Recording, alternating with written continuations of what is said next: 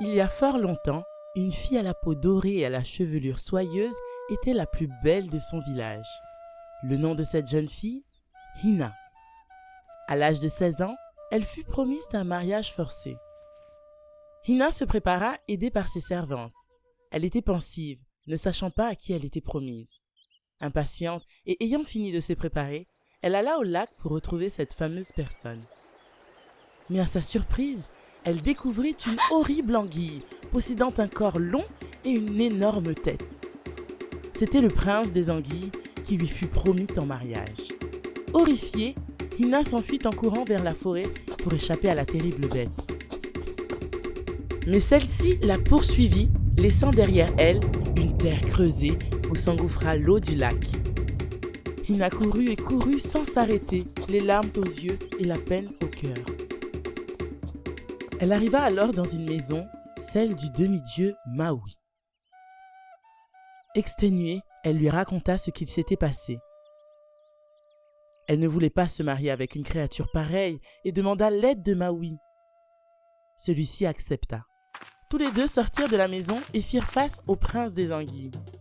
Il était venu chercher sa bien-aimée. Maui protégea Hina, puis le combat commença. Tous les deux étaient forts, mais Maui en sortit vainqueur. L'anguille, comprenant que son dernier moment fut venu, prononça ces dernières paroles. Les hommes qui me détestent, et toi la première. Hina, un jour pour me remercier, vous m'embrasserez tous sur la bouche. Je meurs, mais ma promesse, elle, est éternelle. Une fois que l'anguille eut fini, Maui lui coupa la tête et l'enveloppa dans du tapas. Puis le remit à Hina tout en l'avertissant. Hina, fille de beauté, tu peux retourner chez les tiens. Et là-bas, tu enterreras cette tête. Mais tout au long de ta route, ne la pose surtout pas à terre, car alors la malédiction de l'anguille se réalisera. Puis une fois le paquet remis, Hina prit le chemin du retour, longeant alors le chemin creusé par la bête, celle-ci ayant alors formé une rivière étincelante. En cours de route, Hina, fatiguée et assoiffée, alla se rafraîchir à la rivière. Elle posa le paquet au sol en oubliant alors l'avertissement de Maui.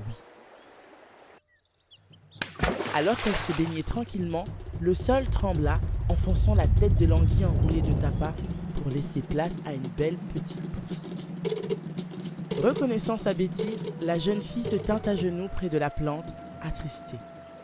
Les dieux la condamnèrent à rester près de l'arbre maudit et de s'en occuper jusqu'à ce que sa croissance aboutisse. L'arbre grandit de jour en jour, devenant de plus en plus grand. Au fil du temps, les eaux s'épuisèrent et les plantes s'asséchèrent et Hina commença à avoir très soif. Tandis qu'elle se tint loin du cocotier, celui-ci laissa tomber le fruit de son arbre, attirant l'attention de Hina. Elle le prit et entendit le liquide à l'intérieur. Ce fruit avait une particularité. Il possédait 3 trous et lui faisait penser à un visage. C'est alors que le souhait du prince des anguilles se réalisa, car Hina posa ses lèvres sur l'un des 3 trous du coco représentant la bouche de l'anguille. De ce fait, elle permit au prince des anguilles de recevoir le baiser royal jadis refusé.